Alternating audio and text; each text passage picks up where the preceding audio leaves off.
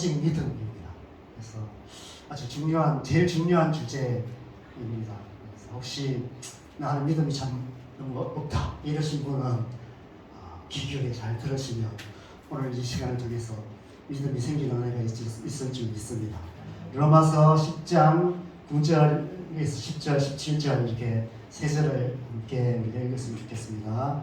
로마서 10장 9절에서 10절과 17절 한 목소리 읽겠습니다. 시작. 내가 만일 내 입으로 예수를 주로 시인하며 또 하나님께서 그를 죽은 자 가운데서 살리신 것을 내 마음에 믿으면 구원을 받으리라. 사람이 마음으로 믿어 의에 이르고 입으로 시인하여 구원에 이르느니라. 그러므로 믿음은 들음에서 나며 들음은 그리스도의 말씀으로 말미암았느니라. 아멘. 여러분, 기독교는 참 쉽습니다. 너무 쉬운 종교입니다. 쉬워도 이보다 더 쉬울 수가 없습니다. 그냥 예수님 믿기만 하면 돼요. 오직 믿음으로 구원을 받습니다. 오직 예수, 오직 믿음, 그것이 전부입니다. 전도도 그죠? 예수 믿으세요 한마디면 끝나는 거예요. 그거 듣고 믿기만 하면 됩니다. 여러분, 이 세상에서 이보다 더 쉽고 단순한 종교가 어디 있겠습니까? 믿음 플러스 알파가 아닙니다. 믿음 위에 교회 생활 잘해야 구원을 받는 것이 아닙니다. 믿음 위에 복잡한 종교 의식들을 배우고 긴 훈련 과정을 지나야만 구원을 받는 것이 아닙니다. 믿음 위에 다시는 죄 안 짓고 하나님 말씀대로 잘 살아야만 구원을 받는 것이 아닙니다. 교회 열심히 다니고 주일 성수 잘하고 제자 훈련 잘 받고 묵상과 기도 생활 잘하고 11조 감사 헌금 꼬박꼬박 잘해야 구원받는 것이 아닙니다. 천국 입국 시험에 패스해서 자격증을 따야만 천국을 가는 것이 아닙니다. 오직 믿음입니다. 오직 예수를 믿으면 그것이 전부인 거예요. 누구든지 오직 예수를 믿기만 하면 구원을 받습니다. 누구든지라는 말도 중요합니다. 말 그대로 누구도 예외가 없다는 것입니다. 어떤 사람은 그냥 믿기만 하면 되고 어떤 사람은 믿고 나서도 조금 뭔가 부족해서 좀 더 해야 되고 그런 것도 아닙니다. 이 세상에 누구든지의 예외가 되는 사람은 아무도 없습니다. 가진 자든 못 가진 자든 배운 자든 못 배운 자든 잘난 자든 못난 자든 남녀노소 가리지 않고 누구든지 이 세상이 중요시하는 혈연, 지연, 학연 이런 것도 아무 상관이 없습니다. 그 사람의 지나온 과거 또한 아무 상관이 없습니다. 과거에 어떤 삶을 살았든지 과거가 아무리 엉망진창이라도 상관이 없습니다. 누구든지 믿기만 하면 됩니다. 언제든지 믿기만 하면 구원을 받습니다. 여러분, 예수님과 함께 십자가에 못 박혔던 강도 중에 한 사람이 구원을 받았습니다. 아무것도 한 게 없어요. 그냥 예수님과 함께 십자가에 못 박혔었는데 그 못 박혀 죽어가면서 예수님을 믿었어요. 그 사람이 구원을 받았습니다. 오직 믿음으로 구원받는다는 진리를 이보다 더 잘 보여주는 사건이 어디 있습니까? 그러니 이 세상에 구원받지 못할 자가 어디 있겠습니까? 삶의 마지막 순간에라도 믿기만 하면 구원을 받습니다. 그리고 실제로 오늘날에도 그렇게 삶의 마지막 순간에 예수님 믿고 천국 가시는 분들이 많이 있습니다. 저는 저희 부모님을 위해서 기도합니다. 저희 부모님이 삶의 마지막 순간이라도 예수님 믿고 천국 가실 것을 저는 믿습니다.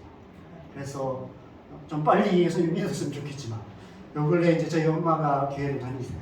근데 아직 그냥 왔다 갔다만 하십니다. 지난번에 제가 지난 주일날 월요일에 갔었는데 지난주도 교회를 갔다 왔다고 얘기를 하십니다. 그래서 예수 믿는 믿음 생기도록 좀 기도해 주시면 좋겠습니다.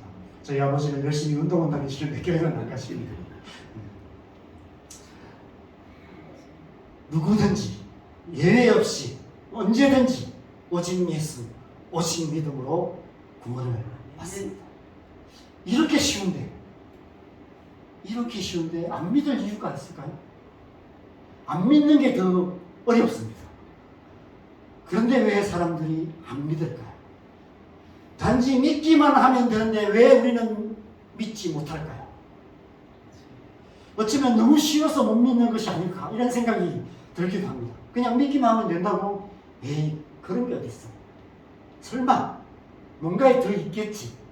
마치 공짜로 선물 준다고 노인들 속여서 휴지 몇 개 주고 더 비싼 뭔가 의료비 파는 그런 신종 사기 같은 그런 생각을 하는 것이 아닐까 이런 생각도 듭니다.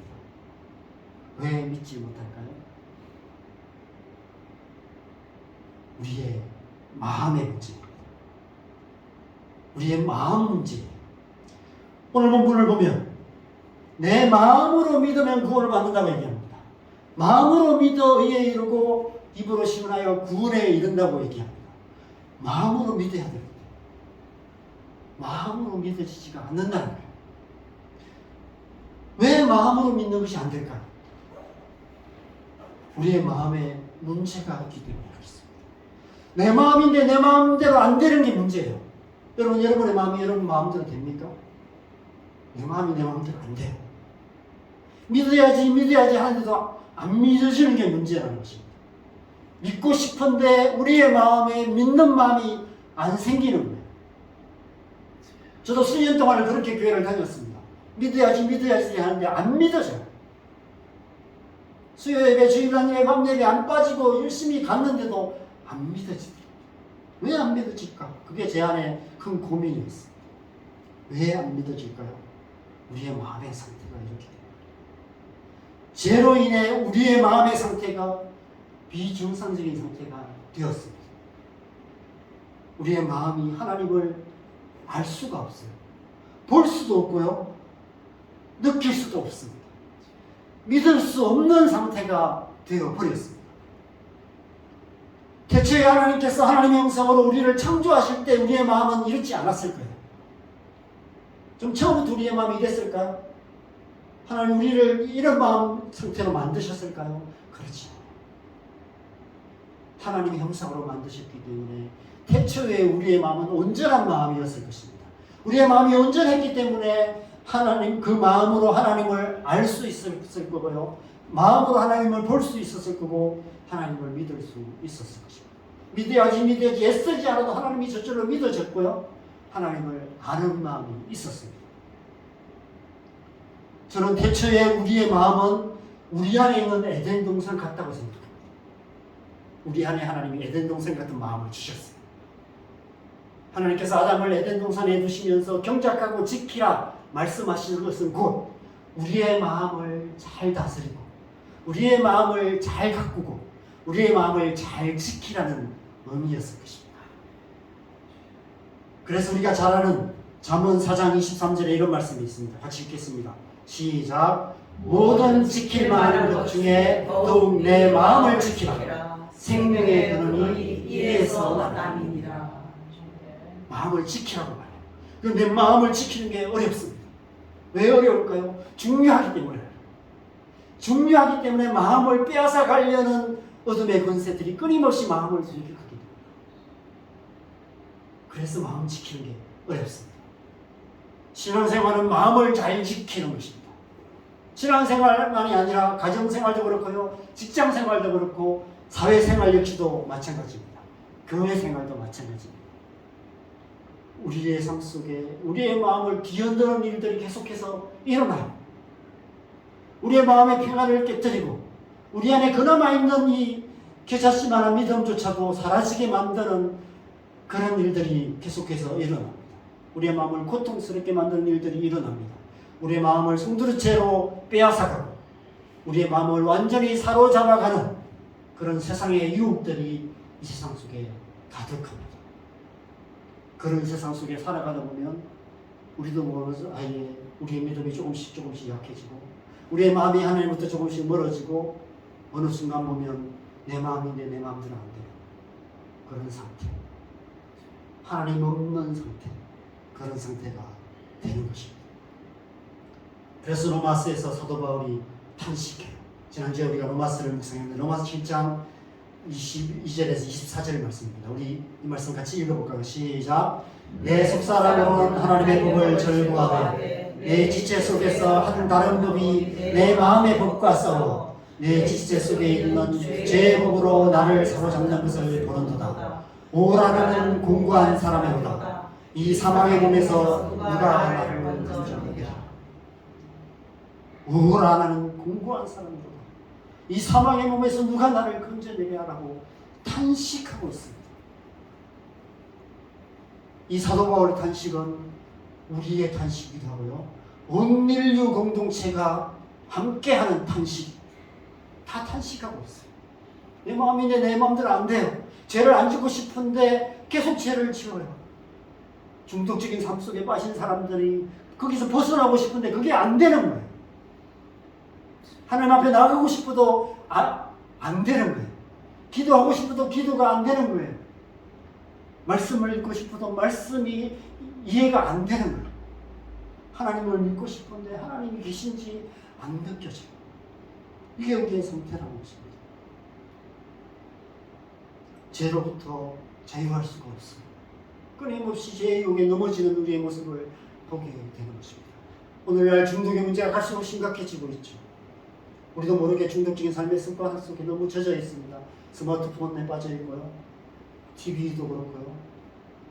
더 심각한 중독은 알코올 중독, 성 중독, 수많은 도박 중독, 심지어 요즘은 이제 마약 중독의 문제까지도 심각한 문제가 되고 있습니다. 그게 빠지면 망하는 걸 알아요. 수많은 실패를 경험해요. 벗어나고 싶은데 벗어날 수가 없어요. 왜냐하면 내 마음인데 내 마음대로 안 되기 때문에 그래요. 마음이 온전히 거기에 사로잡혀 버렸기 때문에. 왜 우리의 마음이 이렇게 되었을까? 태초에 사단의 유혹에 굴복함으로, 마음을 지키지 못함으로 죄가 우리의 마음에 들어왔기 때문입니다. 죄가 이 세상에 들어오고 죄가 우리의 마음에 들어와서 그것이 싹트고 자라서 우리의 마음에 가시와 엉겅퀴 같은 수많은 죄악된 마음들로 가득한 마음이 되게 만들었다는 것입니다. 불신함과 교만에 가시와 엉겅퀴가 가득한 그런 마음의 상태. 여러분, 우리의 마음의 상태가 그러하다. 거기에 뭔가 아무리 믿음의 씨가 뿌려진다고 해서 그것이 자랄 수 있겠습니까? 내 마음의 상태가 그런 거죠. 온갖 가시 엉겅퀴로 가득한 그런 마음. 그럼 산에 가면 뭐죠? 칡렁쿨이 막 우거져 있는 그런 산에는 나무가 자랄 수가 없어요. 아카시아 나무가 가득 자라고 있는 산에는 다른 나무가 자랄 수가 없습니다. 온갖 잡목들이 무성한 그런 산에는 좋은 나무가 자랄 수가 없습니다. 씨가 뿌려져도 안 자라요. 못 자라요. 우리의 마음의 상태가 그렇다는 것입니다. 불신함과 교만에 가시와 엉겅퀴가 가득한 죄악된 마음, 그것이 우리의 마음의 상태라는 것입니다.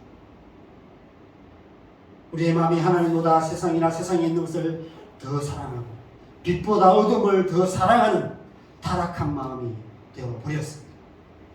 그래서 우리의 마음이 어둠의 권세 잡은 자 사단에게 사로잡혀 종의 마음으로 살아가게 되는 것이죠.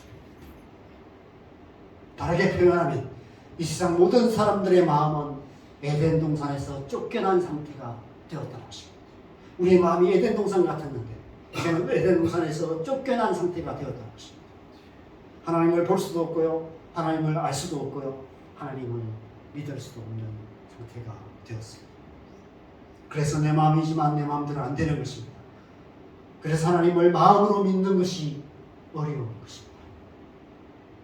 우리의 마음속을 자세히 들여다보면 우리 스스로 해결할 수 없는 수많은 문제들로 가득합니다. 이 세상을 살아오면서 우리 안에 우리도 모르게 침투해 들어온, 스며 들어온 불신함과 온갖 부정적인 삶의 습관들을 만드는 그런 생각들, 그런 마음들이 가득합니다. 나 자신에 대한 부정적인 마음도 있고 세상에 대한 부정적인 마음도 있고 두려움, 염려, 걱정들도 가득합니다. 자신의 죄로 인해 더럽혀진 얼룩들도 가득하고 다른 사람의 죄로 인해 상하고 깨진 흔적들도 많이 있습니다. 교만한 자아로 고집스럽게 뒤틀린 가시와 엉겅퀴 같은 마음이 많이 가득합니다. 그러니 어떻게 믿을 수 있겠습니까? 다른 사람도 믿을 수 없고요. 이 세상 그 누구도 믿을 수 없고 하나님마저도 믿을 수 없습니다. 심지어 자기 자신조차도 믿을 수 없는 것이 우리의 마음의 상태입니다. 우리의 마음이 전적으로 부패하고 타락한 마음이 되어버렸다고 말씀하고 있는 것이죠.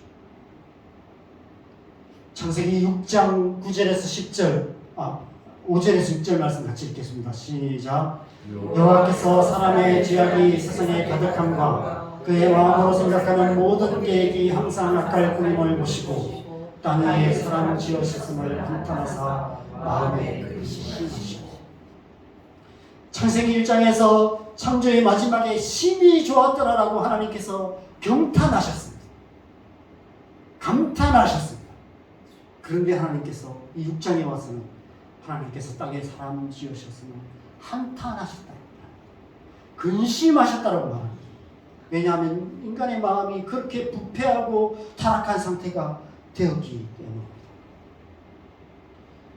칼빈주의 신학에서는 신학의 기초가 되는 5대 교리가 있습니다.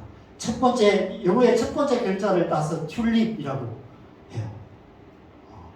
인간의 전적인 타락, 인간은 전적으로 타락한 존재다라는 것입니다. 두 번째는 무조건적인 선택, 하나님의 선택에 의해서 조건 없이 우리를 선택해 주셔서 우리가 구원을 받는다, 이런 것입니다. 제한된 속죄, 이건 좀 설명하기 어려워요. 논쟁이 많은 것입니다. 예수님을 선택받은 사람들을 위해서 예수님이 죽으셔 속죄하신 것이다, 이런 내용이거든요. 그래서 이 신학적인 논쟁이 많은 내용이 됩니다. 불가항력적인 은혜, 하나님의 은혜로 우리는 구원을 받는다, 이런 것입니다. 성도의 견인, 그래서 궁극적으로 구원을 받는다. 한번 구원받은 사람들은 끝까지 하나님 포기하지 않으신다, 이런 의미입니다. 그래서 이 이제 신학적으로 이게 어떤 비판적인 입장들이 많이 있기 때문에 오늘 이 시간에 그 의미를 자세히 설명하기는 어렵습니다. 간단하게 말하면 인간이라는 존재는 전적으로 타락하고 부패하여서 스스로 힘으로 절대 구원에 이를 수 없고 오직 하나님의 주권적인 은혜로만 구원을 얻게 된다는 것입니다. 그것을 강조하여 말하고 있죠. 그래서 칼빈주의에서는 하나님이 예정하셨다, 예정론을 주장합니다. 중요한 것은 인간 존재 자체가 전적으로 타락하고 부패한 존재가 되었기 때문에 당연히 우리의 마음이 그런 상태라는 것입니다. 우리의 마음이 하나님을 믿을 수 없는 상태가 되었다. 그 누구도 스스로 우리의 마음을 바꿀 수 없다는 거예요. 믿는 마음으로 만들 수 없다는 것입니다. 내 마음이지만 내 마음대로 안 되는 것이 내 마음이라는 것입니다. 내 마음의 문제임에도 불구하고 내가 해결할 수 없다는 거예요. 내가 해결할 수 없다면 내 마음의 문제를 해결해 줄 누군가가 필요하겠죠. 그렇죠? 그런데 과연 누가 내 마음의 문제를 해결해 줄 수 있느냐는 것입니다. 의인은 없나니 하나도 없고 모든 사람이 죄를 범하였으며 하나님의 영광에 이르지 못하는데 자기 자신의 마음의 문제도 해결할 수 없는 상태인데 우리 중 누가 다른 사람의 마음의 문제를 해결해 줄 수 있는 사람이 있겠냐는 것입니다. 절대 그럴 수 없다는 것입니다. 이 세상 그 누구도 다른 사람의 마음을 변화시켜 줄 수 없다는 거예요. 마치 그럴 수 있는 것처럼 속일 수는 있습니다. 교묘한 말로 다른 사람들의 마음을 속여서 그 사람의 마음을 조종할 수 있습니다. 강락과 억압으로 두려움을 주어서 꼼짝 못하게 만들어서 끌려오게 만들 수는 있습니다. 그러나 다른 사람의 마음을 변화시켜 줄 수는 없습니다. 쉽게 말해서 그 누구도 하나님을 믿게 만들어 줄 수 없다는 거예요. 우리가 우리의 자녀들을 하나님의 자녀들로 키우려고 했습니다. 우리의 자녀들이 하나님을 잘 믿는 사람 되기를 바랍니다. 그래서 기도하고 교회도 막 보내고 그렇게 합니다. 그러나 여러분, 하나님을 믿는 일이 있어서는요, 내 자식조차도 내 마음대로 되지 않아요. 이런 속담이 있죠. 소를 물가로 끌고 갈 수는 있지만 물을 마시게 만들 수는 없다. 소조차도 그죠? 지가 목마르지 않으면 절대로 물을 안 마십니다. 아무리 끌고 가서 막 머리를 물속에 쳐박는다고 해서 속과 목이 마르지 않는데 물을 마시지 않아요. 사람도 마찬가지죠. 교회에 데려다 앉혀놓을 수는 있지만 믿게 만들 수는 없어요. 교회 생활을 잘하게 만들 수는 있지만 신앙생활을 잘하게 만들 수는 없습니다. 아무리 좋은 부모라도 자식의 마음을 변화시켜 예수님을 믿게 만들 수는 없어요. 우리가 전도를 하지만 전도는 누군가를 믿게 만드는 것이 아닙니다. 여러분, 우리가 누구기에 다른 사람을 믿게 만들 수 있을까요? 저는 한때 그럴 수 있을 거라고 생각했던 것 같습니다. 그래서 전도를 하다가 막 만난 사람과 치열하게 논쟁을 했던 적이 있습니다. 결국 실패했죠. 여러분, 우리가 아무리 성경을 많이 알고 신학적인 지식이 탁월하고 아무리 뛰어난 논리와 설득력을 가지고 있다 하더라도 다른 사람을 믿게 만들 수는 없습니다. 마음을 변화시켜서 믿게 만드실 수 있는 분은 하나님밖에 없으세요. 오직 하나님의 은혜가 그 마음에 임하여 그 마음에 믿음을 주셔야만 믿을 수 있습니다. 그래서 우리는 오직 예수, 오직 믿음, 그리고 오직 은혜라고 말하는 것입니다. 여러분, 저와 여러분이 지금 이 자리에 앉아 있을 수 있는 것은 그 은혜 때문인 줄 믿습니다. 우리에게, 또 우리의 자녀에게 그 은혜가 필요한 줄 믿습니다. 오늘 시간 저와 여러분의 마음에 이 하나님의 은혜가 충만하시기를 소망합니다. 자, 그렇다면 어떻게 그러면 그 은혜를 받을 수 있느냐는 거예요. 어떻게 그 하나님의 은혜가 내 안에, 그리고 내가 기도하는 우리의 가족들 안에, 믿지 않는 우리의 부모님 안에, 우리의 자녀들의 심령 속에 그 은혜가 임하여서 믿음이 생기게 되냐는 것입니다. 마음에 관한 중요한 두 가지 비밀을 알아야 합니다.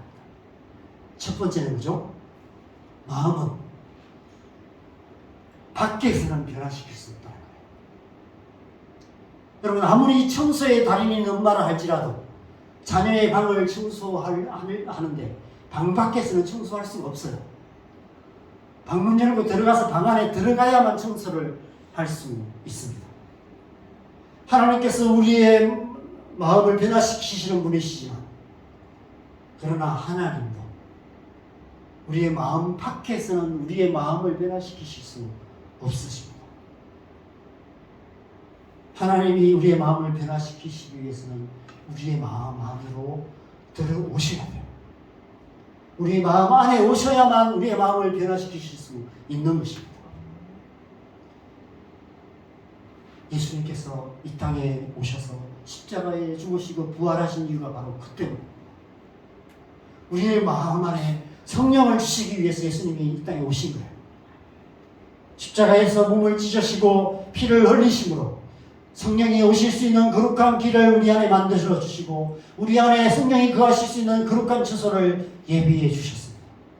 그래서 누구든지 예수님을 믿으면 제사함을 받게 되고, 거룩하신 성령께서 우리 안에 오셔서 거하심으로 말미암아 우리 안에 믿음이 생기고 싹트고 자라게 된다는 것입니다.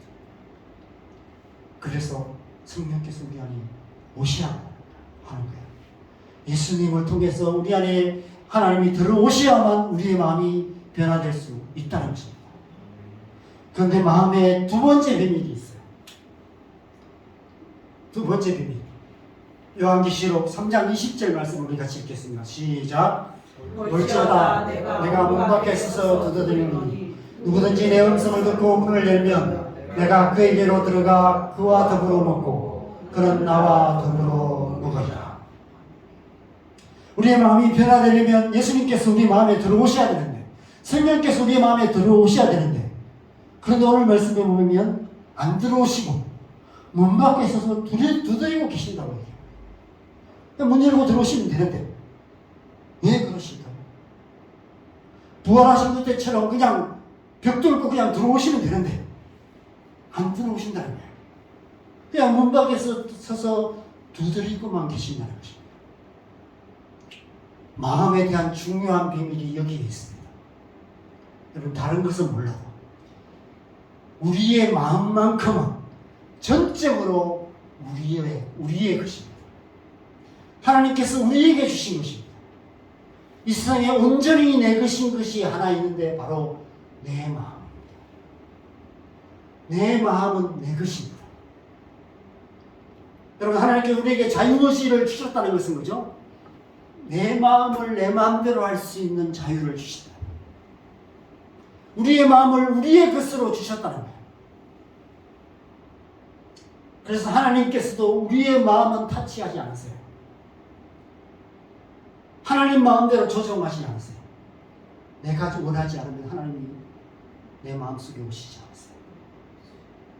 내가 마음의 문을 열어드리지 않으면 하나님께서 내 마음속에 들어오지 않으세요. 내 마음을 지키는 것도 내가 해야 하는 일, 내 마음을 잘 관리하는 것도 내가 해야 하는 일, 내 마음의 문을 열어서 하나님께서 내 안에 오셔서 내 마음을 변화시키시도록 해드리는 것도 내가 해야 하는 것입니다. 그래서 우리가 영접해야 되는 거예요. 문을 열어드려야 되는 거예요. 누가 초인종 문을 띵동띵동 누르면 우리가 인터폰으로 그걸 보고 우리가 그 사람이 믿을 만한 사람이면 문을 열어주겠죠. 들어오게 하시겠죠. 그런 것처럼 문 밖에서 두드리시는 하나님의 음성을 듣고 문을 열어드릴 때 우리 안에 들어오셔서 우리를 변화시켜 주신다는 것입니다.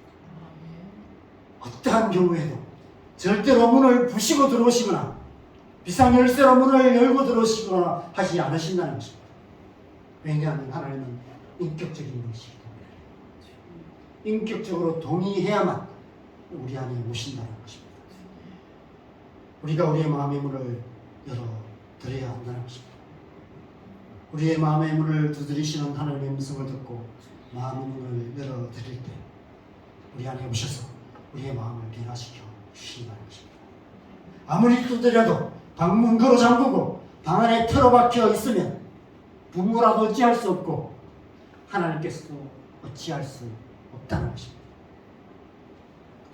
그래서 누구든지 내 음성을 듣고 문을 열면 내가 그에게로 들어가 그로 더불어 먹으리라 말씀하고 있습니다.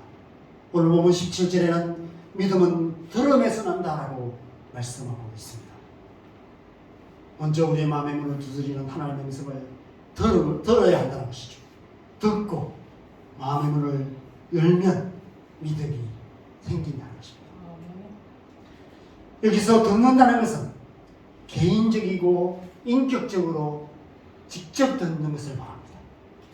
성경에 기록된 말씀이 그동안 수없이 들었던 설교 말씀이 어느 순간 내 마음에 들리기 시작해야 된다는 거예요. 내 마음에 와닿기 시작해야 된다는 것입니다. 그동안 귀로만 들었고 머리로만 이해했던 말씀이 갑자기 마음에 감동으로 올 수도 있고요. 찔림으로 올 수도 있고요. 뭔가 마음속에 와닿기 시작하는 일이 일어나야 한다는 것입니다. 마음으로 들어야 한다는 것입니다. 우리의 마음으로 하나님의 음성을 듣고 마음의 문을 열 때, 마음으로 반응하기 시작할 때 성령께서 우리의 마음속에 오셔서 역사하시는 마음이야. 그때 비로소 우리의 마음이 변화되는 것이죠. 회개해야 한다는 마음이 들면 회개하면 우리의 마음이 바뀌는 거예요. 죄가 생각나면 죄를 고백하고 회개하면 되는 거예요. 하나님의 도움이 필요하면 도움을 구하면 되는 것입니다. 우리의 마음속에 슬픈 마음이 있으면 하나님 앞에 가서 울면 돼요. 우리의 마음에 화나는 마음이 생기면 하나님 앞에서 분노하고 그가 화나는 마음을 쏟아놓을 수 있다는 것입니다. 원망스러운 마음, 살면서 받았던 고통하는 마음이 있을 때 그 마음 가지고 하나님 앞에 나가서 그렇게 반응하기 시작하면 우리의 마음이 변화되어 간다는 것입니다.